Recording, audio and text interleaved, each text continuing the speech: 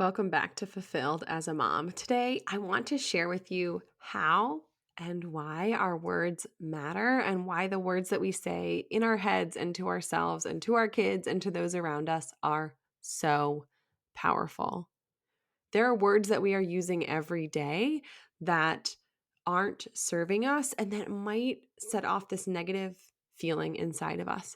So if you can identify those words and change them or find those phrases that you are saying that are limiting your beliefs and your abilities or what you can do or how you can show up in the world, then you can change the way that you feel. Your thoughts become your feelings become your actions. So if we can get to that base level of the thoughts, what we are thinking, and change what we are saying, there is so much power there. I have always had issue with this phrase work-life balance. It is something that we say as parents who are working, work-life balance. How much time do I spend at work? How much time do I spend at home? And work-life balance to me feels like one of those old school seesaws, a teeter-totter on the playground.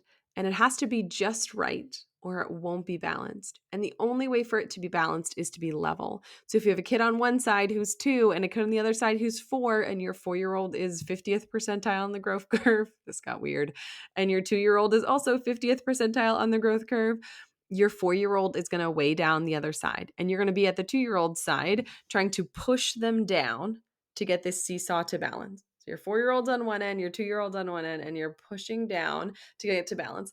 And the only way that it's balanced is when it's perfectly level. To me, as a mom, it has made work-life balance seem very unattainable. Like it is a static thing. Like you just got to get work just right. You just got to get life just right. And then you'll be even. Also, I want my work, whether it's here showing up with passion and teaching you or at work taking care of my patients as a PA, to be a small portion of my life. I don't want it to be half at work and half at home. I am in the process of designing a life where I don't have to work 40, 50, 60 hours a week, where I don't have to trade my hours for dollars, where I can have passive investments, where I can have income coming in, where I can be serving people and feeling really good about what I do, and also have the flexibility to show up in the way that I like for my kids and for myself and for my family. Work-life balance to me seems like either or. Either you're working or you're living, but you can't do both at once. And you must find this perfect balance and then not change a thing. And if there's anything I've learned, it's that things are always changing. The next one that drives me crazy, and actually I think that juggling is in the introduction to the Fulfilled podcast. So maybe I'll have to go back and re-record that intro because it says, I think, for the mom who's juggling all the balls and worried about dropping the exact wrong one, which is how I felt for many years. I don't know which balls are rubber. I don't know which balls are glass. I'm juggling, but no one taught me how to juggle. So I became a mom and I went back to work and I was pumping and I was doing all of these things. And someone was like, here are all these balls. You've got to keep them in the air. You've got to be constantly moving. You've got to keep them in the air. So now I'm like, okay, I'm on a tightrope. I'm balancing. I'm juggling. I don't know how to walk a tightrope and I don't know how to juggle and I don't want to learn. So what if instead of saying I'm juggling football schedules and t-ball schedules and work and life and my marriage and my kids and like them learning and the ones learning to read and the ones learning to potty train and they're doing all these things, instead of juggling, what if you said, this is what I'm holding? Oh gosh, to me that just seems so much calmer than juggling. When you juggle, you have to be constantly moving. And there are balls, I don't really know how juggling works, but I think that there are balls that are in the air that you're not holding and you can't catch them or else you would stop juggling. So you have to be constantly in motion. Here's a really fun one. If instead of saying like dumpster fire is my favorite things to say, but instead of saying dumpster fire or like steaming pile of crap, instead of saying steaming pile of crap, what if you said 100% organic fertilizer? What if you said fireworks from waste containment vessel? That one might need a little bit of work. But these things that you're thinking or saying, they have power and they are wiring your brain to build these connections. So you have a fight with your partner and you say, I'm a horrible wife. Who's ever said that? Me. Last night, in fact, me. Um, what if instead of I am a horrible wife, you said to yourself, I haven't spent much time lately learning how to be in relationship or learning what my partner needs or investing in connection with my partner. It feels so much better than I am a horrible wife. What if instead of I should do this, I should get home to tuck the kids in, I should take an extra shift because Christmas coming.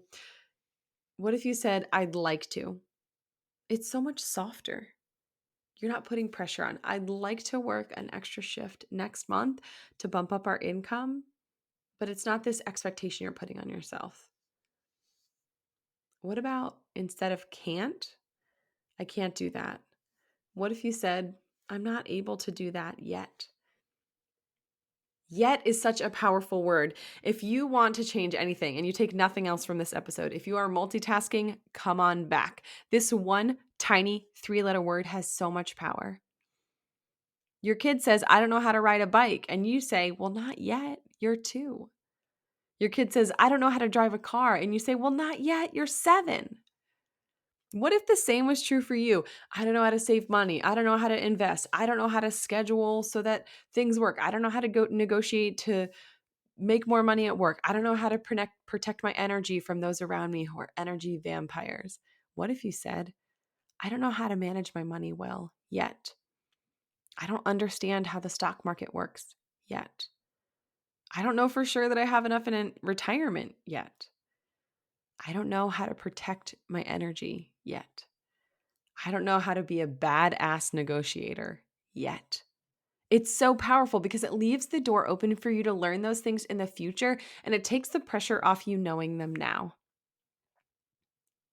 What about instead of saying, I suck at talking to the kids about sex, you said, I'm not great at this because I don't feel prepared, and I don't want to because it makes me nervous.